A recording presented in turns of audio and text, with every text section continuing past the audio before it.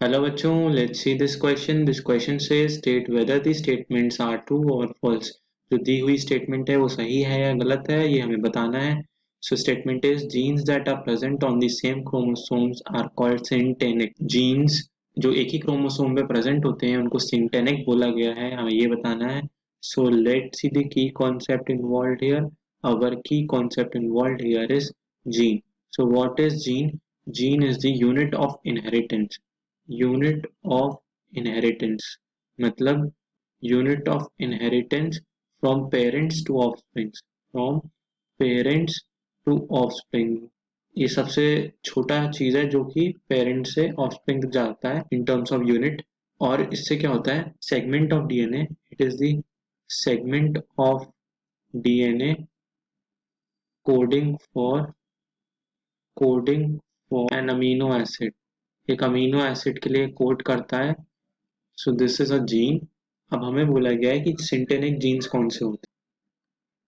सिंटेनिक genes those genes those genes that are physically located that are physically located on the same chromosome. एक ही chromosome पे ये jeans होते हैं, उनको क्या बोला गया है, सिंटेनिक जीन्स बोला गया है.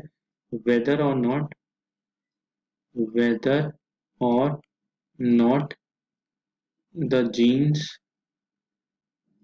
exhibit linkage. मतलब वो लिंकेज शो करे ना करे बट वो सिंटेनिक है जब वो एक ही जीन्स में है. So what was this linkage? Linkage is the physical association